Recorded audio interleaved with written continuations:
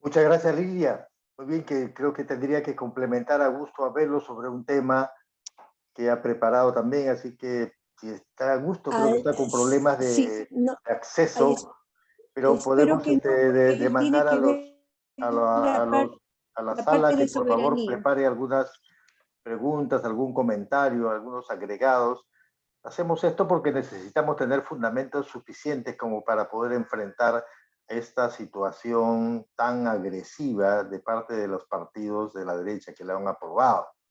Obviamente, las comisiones fundamentales del Congreso están a cargo de la minoría congresal, de los tres partidos pro-fujimoristas, de modo que esta comisión se repite lo mismo, a excepción de los, por supuesto, de los representantes de izquierda que no han votado por esta moción. Son tres, creo, si no me equivoco, Lilia, los que han votado a favor de este proyecto de ley y que probablemente ya está En realidad ha sido una votación de 8 contra 6.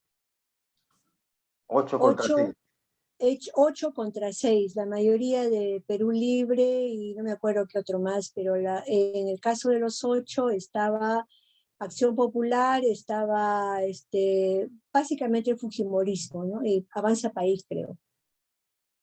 Así ha sido la votación.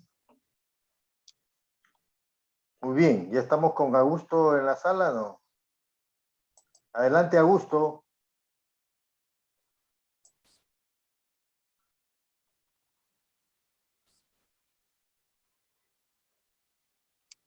Augusto, está tu volumen, tu equipo de sonido apagado. No, ya está, ya estoy. Ya, ok. Bueno, en todo esto, el enfoque es sobre soberanía energética, ¿no? Que nos trae a colación Lili, con los datos que ha dado, expresa lo siguiente, ¿no? En primer lugar, que la soberanía energética supone, en las definiciones que se hacen en Jalife y muchos otros, ¿no? Que es cuando nosotros podemos tener tanto la oferta con la demanda adecuada según las necesidades del país, ¿no? Porque ustedes saben que, por ejemplo, la electricidad no se puede almacenar, ¿no? Entonces, se requiere que lo que da energía para sacar la electricidad, por ejemplo, que es lo que más se utiliza en todo el país, en producción, en la vivienda, en todo lo que sea, ¿no? Es muy necesario en las máquinas, equipos, ¿no? Es el petróleo y los hidrocarburos en general y los, la tecnología verde que le llaman, ¿no? Para no maltratar al medio ambiente. Entonces, ¿qué sucede? Esa definición también la tienen como seguridad energética en las normas y en todos los documentos que sale de oficialmente del Ministerio de Energía y Minas, etc., ¿no? Entonces, pero ellos además le agregan algo a, a esta definición. Ellos dicen que la definición de soberanía, que en el mundo cuando hablan de soberanía están hablando también de seguridad, casi lo mismo. Acá se ha puesto que soberanía es un término político, un término que viene de las ciencias políticas y que se responsabiliza de lo malo que sucede en el país a países y a personas extranjeras, ¿no? Entonces, eso significa que para ellos no debe existir el término de soberanía energética, sino el de seguridad energética. Está bien definido, ¿no? Y cuáles son las partes que le corresponden. Entonces, en esto, lo que hace ver es que la seguridad energética está ligada, en los elementos que lo componen, está ligada al modelo neoliberal, ¿no? O por ejemplo, competitividad y otros puntos, ¿no? Entonces, ¿qué sucede?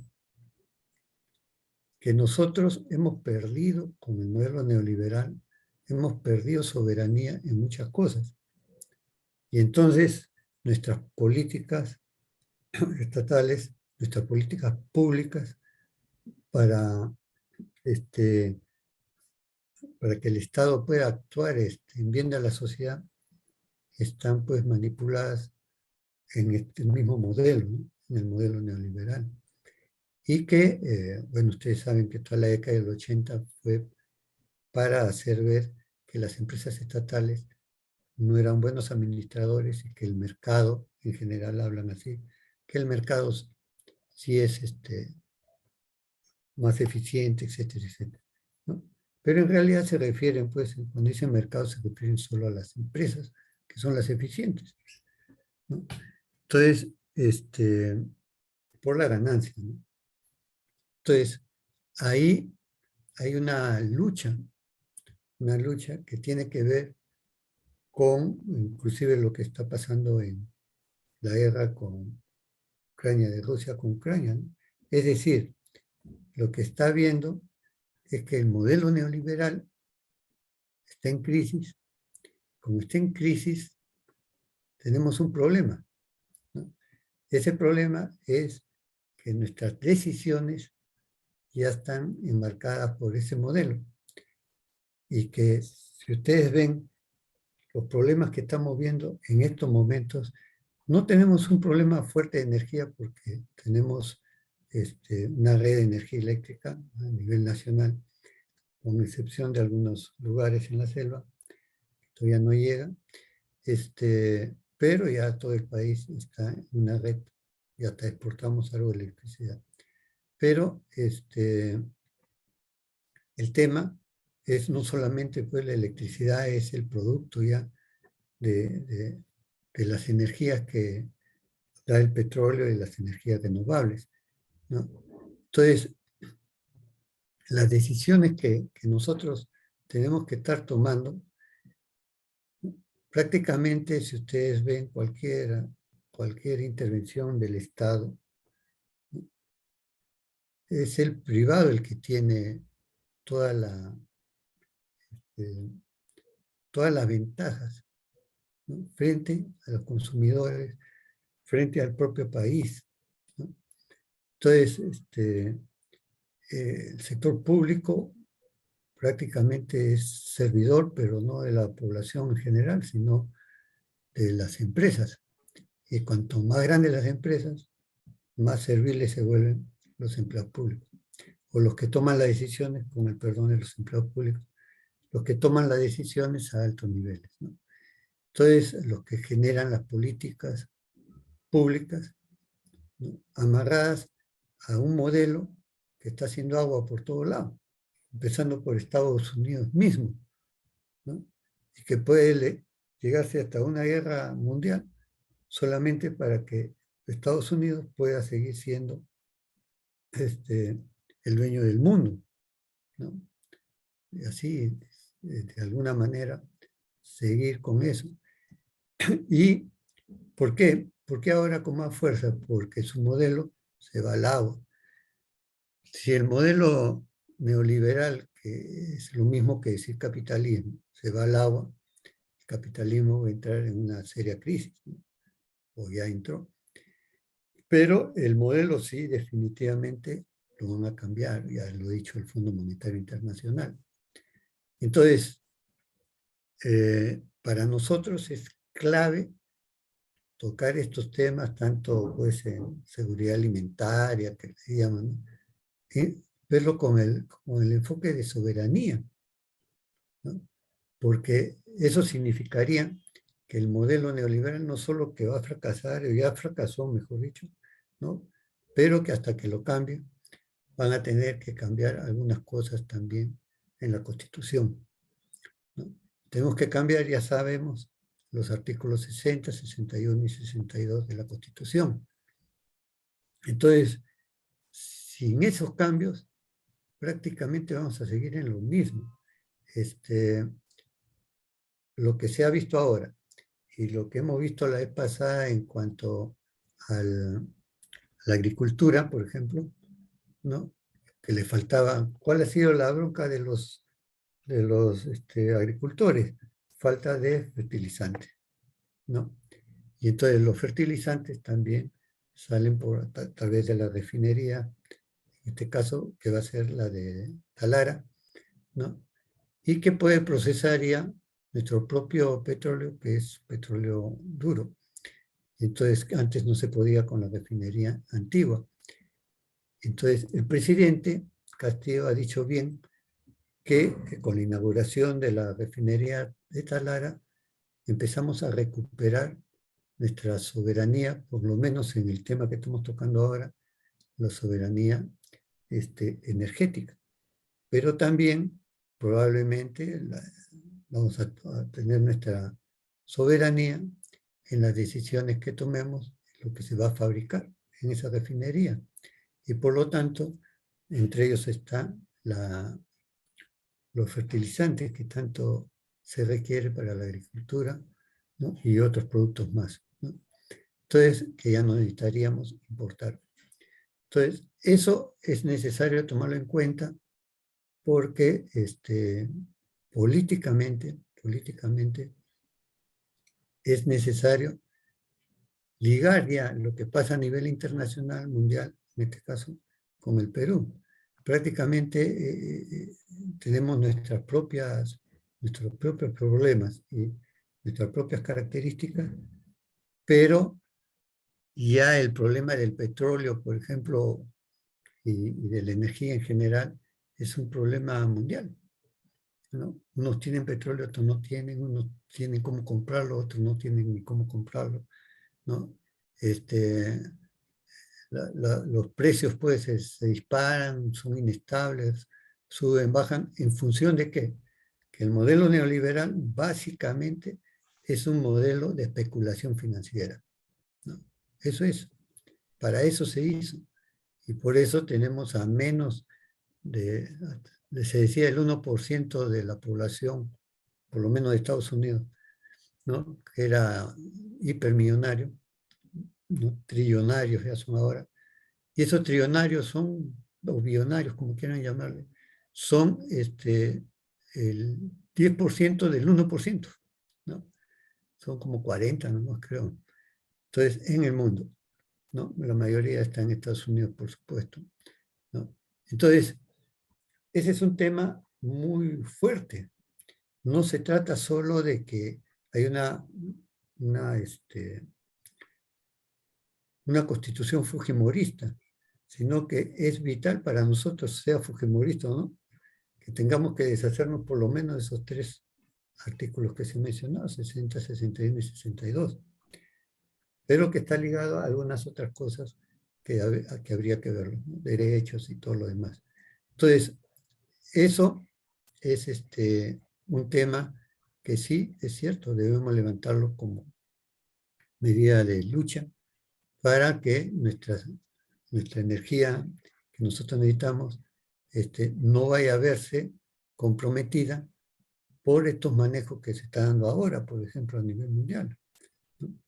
Entonces, nosotros no podemos perder ese recurso que tenemos y que además, ya ustedes saben, ¿no? Ya lo ha dicho también Manco Sacconetti, la primera empresa que se puso aquí cuando empezó la privatización fue una empresa que no estaba ni en el puesto 500 de las empresas petroleras, ¿no?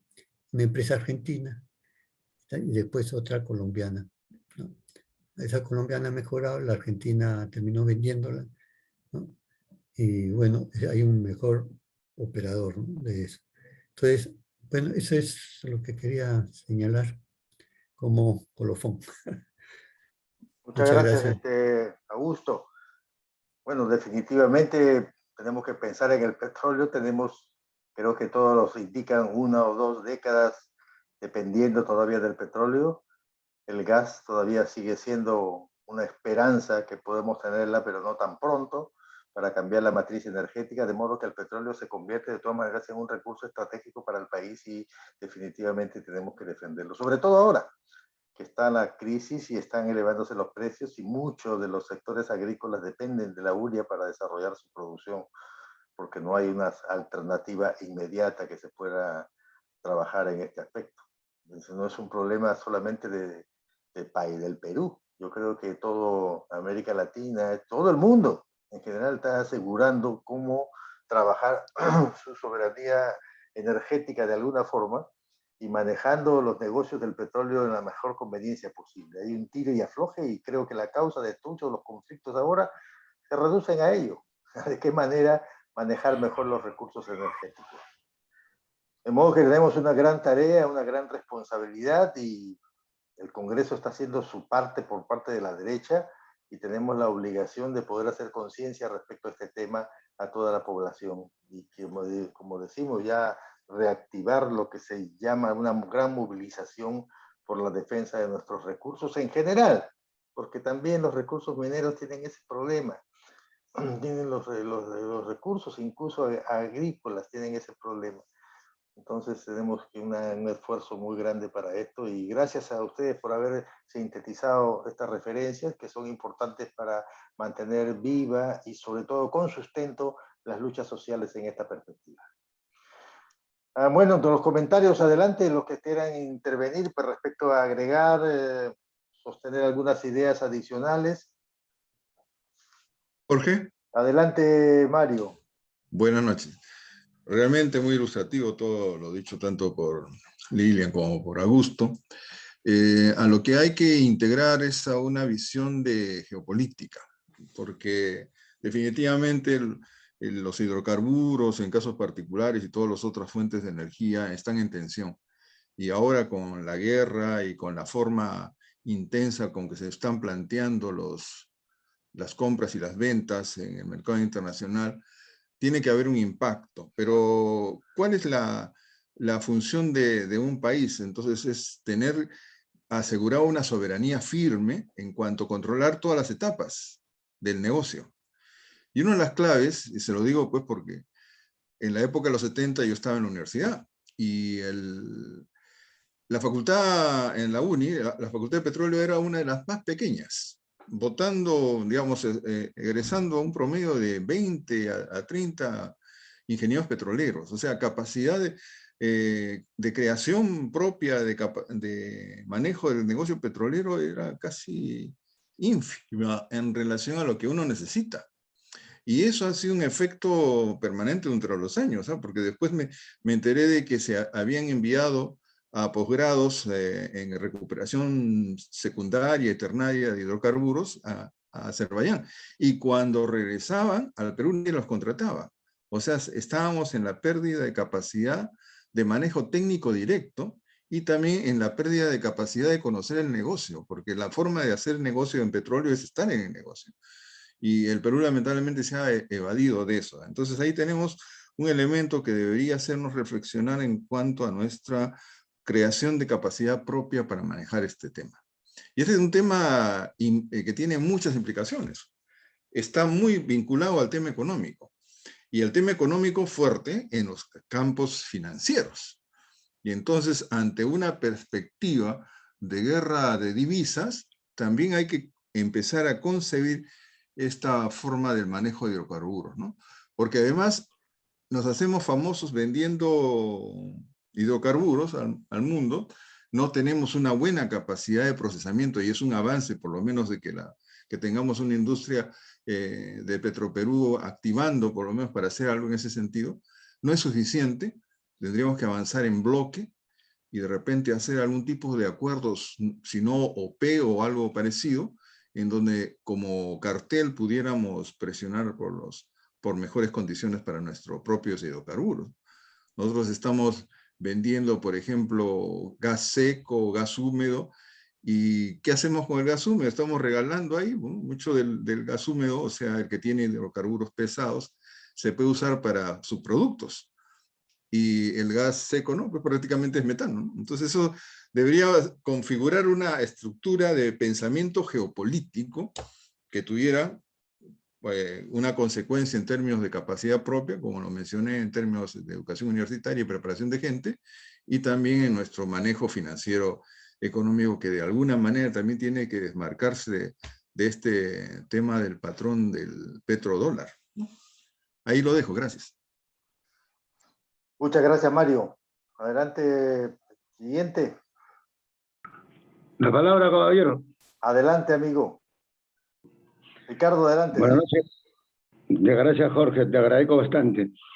En realidad, son muy excelentes las exposiciones técnicas, como también la cuestión política, ¿no? Que es geopolítica más que nada. Bueno, mire, el día de hoy el Poder Ejecutivo ha presentado un proyecto para llevar a cabo un referéndum, para hacer el cambio de la Constitución y que ese referéndum se haga en el proceso electoral de lo que se va a elegir tanto los gobiernos locales y los gobiernos regionales. ¿Por qué? Porque lamentablemente, por un lado, el Ejecutivo aprueba o trabaja concerniente a lo que está Lara, y por otro lado, con ese proyecto que ha hecho la Comisión Energética, prácticamente quiere condicionar, ya como lo ha expuesto la compañera Lili, lo quiere condicionar al gobierno, no solamente a llevarse el 25%, sino que el gobierno tenga que comprarle al sector privado, que son los monopolios, como el caso de Repsol, el caso de Primax, el petróleo, para así prácticamente evitar que haya el equilibrio o buscar la manera que se bajen los precios. Y todavía así mantener que los sectores privados mantengan ese privilegio de seguir dominando los precios en el mercado. Entonces yo creo que es importante que ya en la acción política, porque tiene que haber una acción política, como lo ha dicho Jorge, y como lo ha dicho también la compañera Lilia, de que ya la única manera para hacer retroceder a lo que pretende aprobarse en el Congreso, va a ser lo que ha hecho esa comisión, es las grandes movilizaciones. Si no hay movilizaciones, van a seguir haciendo lo que le da la gana. Entonces nos corresponde a todos, en todas las instancias, en todos los organismos, los colectivos, impulsar esa gran movilización para evitar que se apruebe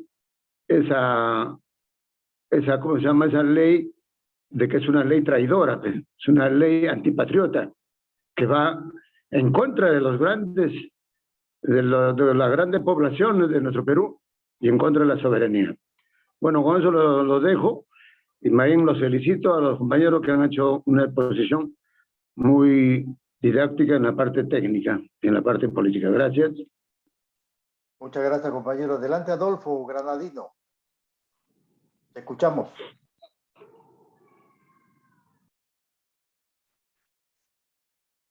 Tienes que abrir tu micro, Adolfo.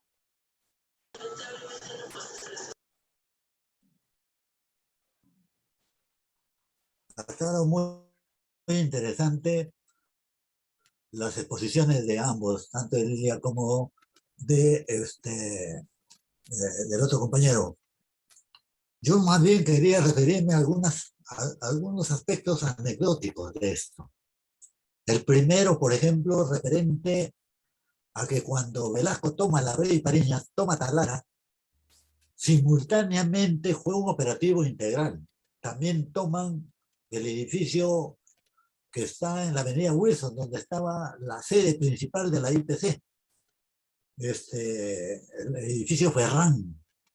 Y cuando entraron ahí los servicios de inteligencia y la tropa, encontraron unos planillones en las que eran varios periodistas que durante toda esa campaña estaban a favor de la IPC y tratando de ridiculizar a los que defendían el petróleo para el Perú y que defendían la tesis de impugnar el laudo arbitral del que ha estado hablando Lilia. Y uno de los que encabezaba de esos periodistas era Enrique Chirino Soto, el papá del actual congresista rabiosa del Callao, del Chimpún Callao, ¿no? él encabezaba la lista de los que estiraban la mano y recibían mensualmente una asignación de la IPC para que escriban a favor de la IPC. Se dio poca publicidad a eso, pero existe. Quienes pueden ir a los registros, en ese caso del comercio, que estaba a favor de la recuperación de la Brea y Pariñas para Petroperú, deben de estar en sus archivos, igual que el diario El Peruano. Eso es algo que no hay que olvidarlo, porque hoy aparecen en el Congreso de la República como que fueron las voceras de la moralidad y de las buenas conductas en el país. Y miren quién fue el papá, ¿no? Y miren de dónde viene, de Chimpún Callao, otro grupo que no es sino el PPC en su expresión lumpen en el Callao. Muy bien. La otra cuestión que quería más o menos corregir sobre las diapositivas que presentó el Lilia es que Brea y Pariñas no está en Cerritos. Yo soy un vecino, entonces yo he vivido en Talara. Brea y Pariñas es una hacienda en Talara. Justo cuando éramos niños nos llevaban a pasear a la Brea y Pariñas, porque teníamos curiosidad de saber por qué la Brea, y efectivamente se encuentran unos montículos de Brea, ¿no? Y nos decían que en épocas antiguas los peruanos de cientos de años lo utilizaban para impermeabilizar las embarcaciones en el mar, y con eso podían navegar. Y creo que hasta ahora se usa la brea como un impermeabilizante también. Pero mi abuelo me contaba de que la primera refinería en Sudamérica se hizo en el río Tumbes, en las orillas del río Tumbes. Y estamos hablando de comienzos del siglo XIX o XX. Allí me decía que lo principal producto que se refinaba era queroseno. Y entonces yo le preguntaba, ¿y gasolina no? Pero gasolina, ¿para qué en ese tiempo? Los buques navegaban con carbón, por eso le llamaban los vapores. Carros casi no había en el Perú, salvo en Lima algunos cuentos. Lo que más se producía era queroseno, porque toda la iluminación de todo el Perú en los postes eran las farolas que se alimentaban con queroseno. Pero eso luego, después ya terminó su producción, se agotaron el petróleo en Cerritos y en Talar comenzó a levantar, igualmente que otros lugares aledaños a Talar. Muy bien. Hay un libro de Tomás Unger, que es un periodista, no sé si hasta ahora sigue escribiendo en el Diario del Comercio, especializado en los temas del automóvil. Y él escribió un libro justo en pleno debate sobre la cuestión del petróleo del lago de la Brea y Pariñas. Ese libro se llama Petróleo Hora Cero. Y justamente lo que mi abuelo me contaba estaba también en el libro respecto a la Brea y Pariñas y respecto a Tumbes y Cerritos. Y algo más que creo que también quiero poner en conocimiento. Hace poco leí un libro de esos que están saliendo así como el perfil de Vizcarra, que era el perfil del lagarto. Así hay otro libro que dicen ¿por qué mataron a Graña?, que era director de la Diaria de la Prensa. Lo leí y en ese libro está que Graña, siendo un oligarca, sin embargo estaba en contra de la IPC que le dieran el petróleo supuesto que estaba en Bayóvar. Y inició toda una campaña. Bueno, el APRA terminó matándolo, ¿no es cierto? Después, una vez muerto, pasado un tiempo, se descubrió que en Bayóvar no había petróleo. Pero era interesante esta posición de este oligarca patriota que estaba defendiendo los recursos naturales en ese momento ya estratégicos para el Perú. Más o menos esto es lo que quería para enriquecer este debate que me ha interesado, muy importante, ¿no es cierto? Hay otro elemento más, si es que me permite el tiempo.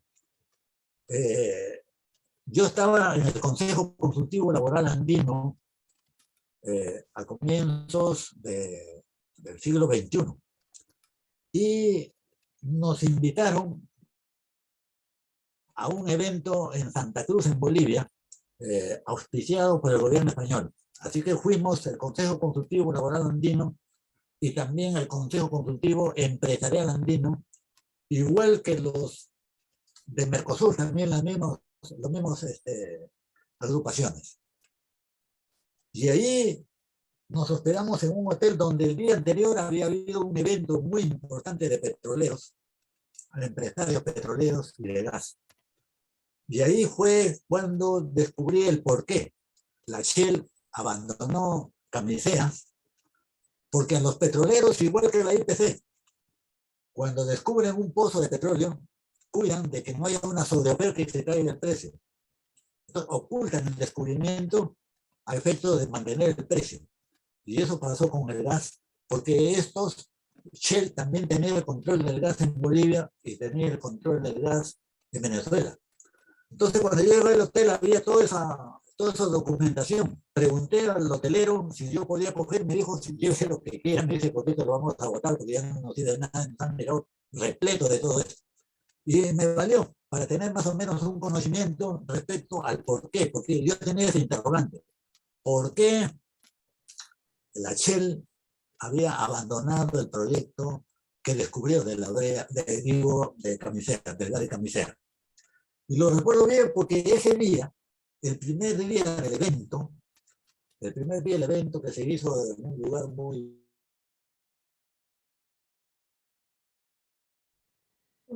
bien acogedor, comenzó a la sesión la delegación argentina de los trabajadores de los movimientos sindicales argentinos y dijeron, ¿saben ustedes lo que está pasando? Han estrellado 2 aviones en las Torres Gemelas. Así que se puso el televisor y vimos la caída del segundo impacto del avión y todo lo que pasó después. Y eso hace que me acuerde siempre permanentemente de ese suceso, porque cualquiera, ¿no?, que haya podido presenciar esa situación, no se olvida nunca. Muy bien, eso es lo que quería yo aportar y recomendar ese libro de Tomás Unger, Petróleo Hora Cero, donde nos habla de los orígenes hasta ese momento. Muy autodidáctico y donde nos enseña pequeños detalles que uno a veces los ignora respecto al proceso de la refinería, Talara, por qué en Talara se hizo la refinería. No solo se necesita el petróleo cercano, sino hay otros elementos que toman en consideración. El embarque, por ejemplo. Hay otro detalle que me estaba olvidando. El oleoducto fue financiado con capital japonés. La refinería de La Pampilla fue financiado con capital japonés. Y la modernización del puerto de Callao, es decir, la maquinaria, también fue financiada por el capital japonés. ¿De dónde venía ese capital japonés? Del fondo de jubilación de los japoneses. Porque ellos no buscan que gane más plata esa plata, sino que no se caiga el poder adquisitivo de esa plata. Por lo tanto, la tasa de interés era para el Perú muy bueno. Ese es otro detalle que hay que tomar también en consideración de los capitales que puedan venir al Perú. Gracias. Muchas gracias por tus anécdotas importantes y tus referencias a cómo realmente el lobby llega a comprar periodistas. Y bueno, en este caso a comprar quizá parlamentarios. Realmente no tenemos posibilidades de acceder a las planillas de las empresas que están ahora favorecidas, pero definitivamente ya no usan cámaras, quizá han aprendido mucho de Montesinos, pero no es por convicción solamente que han aprobado esto. Creo que hay definitivamente una presión económica muy fuerte, ¿no? Adelante, Enrique Uribe. Muchas gracias, muy buenas noches. Quiero felicitar muy de veras a Lilia y a Augusto por el horizonte que han tenido perfectamente audible y explicado sobre una realidad que se ha venido repitiendo gobierno tras gobierno. Y lo que ahora cabe es planificar para salvar al país, planificar de cómo hay que reaccionar, cómo debemos reaccionar. El amigo que me antecedió explicó un poco lo de Velasco. Justamente ahí, pues, cuando se constituye esta institución que manejaba Velasco, entraron allí una serie de aprovechadores del sistema, que lejos de trabajar con SINAMOS, Sistema Nacional de movilización para salvar al país, para ayudar. Recuerdo muy claramente, ya yo trabajaba en esa época, y en el sector de educación se nos dijo, el Perú, bueno, primero en agricultura, el patrón nunca más comerá de tu pobreza, con relación a la agricultura, y con relación a la educación, tendremos la mejor educación en 30 años. Pero dejamos pasar el carro de la historia, y creo que este grupo emancipador tiene que articular rápidamente a nivel nacional para que nosotros reaccionemos frente a la brillante exposición que ha hecho Lilia y la aclaración panorámica de lo que está pasando en el mundo globalizado. El sistema que nos tiene prácticamente absorbidos, la especulación financiera, las especulaciones económicas, las tratativas que han hecho los gobiernos durante tantas décadas, siempre han sido entreguistas.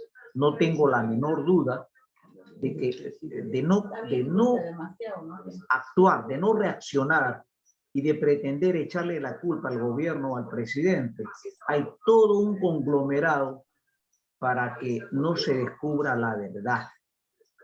Y creo que es oportuno reaccionar frente a esta vendetta peruana, frente a este entreguismo nacional que da vergüenza.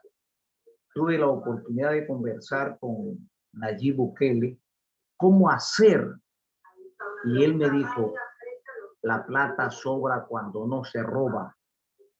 Uno. Y la otra era, reaccionen, no se queden, digan lo suyo. Y creo que tenemos que reaccionar. Todos los que estamos participando pasamos de la base 6, base 7, y no queremos seguir envejeciendo y viendo cómo se desploma el país con tanta riqueza. Y tenemos que reaccionar en la medida que cada quien cambie de actitud frente al problema. Ya el Fujimorato pasó y no vamos a estar echándole la culpa a los de atrás. Es la desgracia más catastrófica que le ha pasado a la época republicana del Perú, donde el narcopoder se apoderó del país y ese narcopoder nos gobernó. Es una vergüenza mundial. Entonces, entra un gobierno que quiere corregir las cosas, y entonces las zancadillas y darle con la misma cantaleta de todos los días, dividiendo a los peruanos más de lo que estamos. Entonces, frente a todo eso, yo quiero reiterarles mi felicitación, mi gratitud por tocar temas sensibles. Me apena que todos los peruanos no hayan tenido la oportunidad de escuchar la brillante exposición de Lilia y de Augusto. Entonces tenemos que reaccionar. Es momento. Yo tengo mucha amistad y tengo mucho acercamiento con un colombiano, pero de los buenos también, que es el doctor Juan Carlos Borrero Plaza, que acaba de estar en Perú. Él va a venir a regresar. Él quiere apoyar el tema energético, él quiere apoyar el tema de fertilizantes, orientarnos. Y sobre todo, el problema de nosotros es cómo negociar. ¿Cómo negociar? No tenemos negociadores, no tenemos un equipo multimodal que hable varios idiomas. El idioma económico, el idioma de las finanzas, el idioma de las tasas de intereses que nos cobran tan altos. Aquí nomás cerquísima, cómo se han enriquecido estas farmacéuticas a costa de la salud de todos los peruanos y de todo el planeta. Resulta que el virus ya poco a poco se está yendo, entre comillas, y ya hicieron un negocio de su vida. Son la tercera economía global a costa de los países en vías de desarrollo. ¿Qué en vías de desarrollo vamos a estar, señores y señores, si nos tienen sumergidos en un sistema oprobioso, corrupto, inmoral, que nos va a atrasar? Entonces, mi plática es reaccionar frente a esta cruda realidad que le envuelve al país. Muchas gracias a todos ustedes. Muchas gracias a ti, Emilio, Enrique, y efectivamente te tomamos la palabra. Estamos interesados en desarrollar una capacidad de movilización fuerte. Creo que vamos a empezar por el norte, que son los más interesados y afectados por esta situación, y para defender sus propios recursos, su propia planta, su propio petróleo. Y vamos a hacer un llamado a todos los compañeros del sindicato de petroleros de allá, el sindicato de trabajadores, la federación también de la Frente Defensa de Piura, para que puedan realmente encabezar un frente como lo fue anteriormente también. Los grandes líderes que hemos tenido de los Frentes de Defensa del Petróleo han salido de Piura. Velasco también salió de Piura. fue realmente una acción bastante importante de la región que hay que repetirla de todas maneras. Y para contribuir a esto, este documento, este espacio y esta intervención de Lilia va a ser resumida, va a ser extraída en todas sus partes, y vamos a distribuirla vía Facebook, vía las redes, para que pueda hacer más conciencia de cuál es realmente el tema. En 30 minutos lo he explicado bastante bien, que da sustento para que, y fuerzas espiritual, intelectual, para que pueda la gente realmente iniciar un proceso de reclamos activo, dinámico, ordenado, que asegure realmente que se formen los líderes en el curso de este periodo de cambio que estamos. Muy bien, terminamos entonces esta sesión con las intervenciones y los comentarios finales de Lilia Romero. Adelante, Lilia, para hacer el resumen y un poco responder algunas interrogantes y preocupaciones de la sala. Gracias, Jorge. Bueno, yo creo que todos estamos de acuerdo en que tenemos que defender la soberanía de nuestros recursos. Como lo ha dicho Mario Enrique, es importante hacerlo en todas las etapas, en el caso de la industria petrolera, y en el caso del gas tenemos pendiente la renegociación de los lotes. Estamos atados, hasta que no se cambie la Constitución, estamos atados a lo que es los contratos ley que se han firmado, y prácticamente ahí, como hemos visto, esa exportación de petróleo, hasta en términos de regalías, es sumamente, digamos, contrario a los intereses del país. Y ya ni qué decir en términos del tratamiento que se hace del precio del GLP, porque ahí realmente el tratamiento que se hace para fijar el precio del GLP es que los que hacen el GLP, los que preparan el GLP, hacen uso de la materia prima en 80%, que es gas natural, mientras que solamente se importa el 20%, pero nos cobran como si todo el gas natural fuera importado a los precios internacionales. Entonces, como lo que se va a repetir ahora, si es que los lotes no pasan a Petroperú, Petroperú, para refinar eso, va a tener que comprar a precio internacional esos lotes, ese petróleo. Entonces, son las tremendas contradicciones y limitaciones que tenemos, si es que no logramos conquistar o reconquistar la soberanía de nuestros recursos naturales. Me parecen importantísimas los aportes de Adolfo, realmente. Voy a revisar bien lo de Grey Pariñas, tu vecino. Entonces, y gracias a todos los compañeros que han intervenido dando sus aportes. Nada más, Jorge. Muchas gracias, Lilia. Le agradecemos a todos ustedes. Los invitamos para el día miércoles. Vamos a tener una reunión especial de coyuntura. El grupo se va a reunir en conjunto y queremos invitarlos para que participen en este debate sobre qué pasa en el país, cuáles son sus perspectivas, por qué esta agresividad mayor y mayúscula que ha tenido el Congreso, por qué ese desplante que ha tenido el presidente Castillo ante algunos militares que se tejen nuevamente, cuáles son los elementos nuevos que están desarrollando, de qué se trata esta tremenda vacancia express que están rumoreando y que están cocinando en el Congreso, y de qué manera se puede enfrentar el movimiento social, cómo está reaccionando el movimiento social en esta coyuntura y cuáles son las perspectivas que tenemos y cuáles son los alcances que debemos dar para ordenar estas fuerzas de resistencia, y ahora llamemos resistencia así, contra un embate que no tiene nombre, que es realmente duro, fuerte, que está incluso terminando agrediendo al propio presidente y realmente llevándolo a una situación increíble Jorge, internacional. Jorge, Adelante, Nicolás, sí, querías sobre agregar. todo, no solamente para lo que está señalando, y todavía quieren vacarlo por traición a la patria, cuando estos son unos traidores, todo lo que están haciendo con el país, ¿no? Entonces, definitivamente me parece que lo del miércoles debe ser muy importante, ¿no? No puede ser que estos traidores estén haciendo lo que quieren acá en el país. Muchas gracias por la aclaración. Efectivamente, merece la mayor de los calificativos, y el de traidor no está fuera de foco. Realmente están haciendo algo que es increíble. No solamente traicionando al país, traicionando a la población, a la democracia, acentuando más la crisis que se está veniendo encima. Y creo que ya hay algunos elementos que están señalando de que las cosas pueden ser mucho más horrible y fea por parte de la derecha, y hay que detenerlo. Hay que pararlo realmente, y para eso hay que hacer un llamamiento a la población para que realmente ya ponga freno a esto de alguna forma, a todas las organizaciones.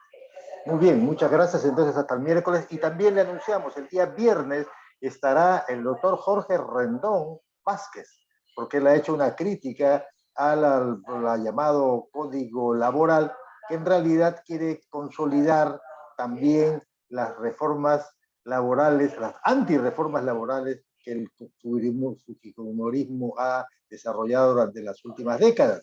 De modo que establecer un código de todos estos derechos laborales ya elaborados desde la época neoliberal significa prácticamente blindar esos propios derechos, ¿no? Algo muy similar a lo que está sucediendo a nivel petrolero, pero que realmente no ha sido muy criticado por Jorge Rendón, y lo va a explicar un poco más al detalle el día viernes. Así que le agradecemos su presencia ahora y lo invitamos miércoles y viernes. Muy buenas noches, tengan todos.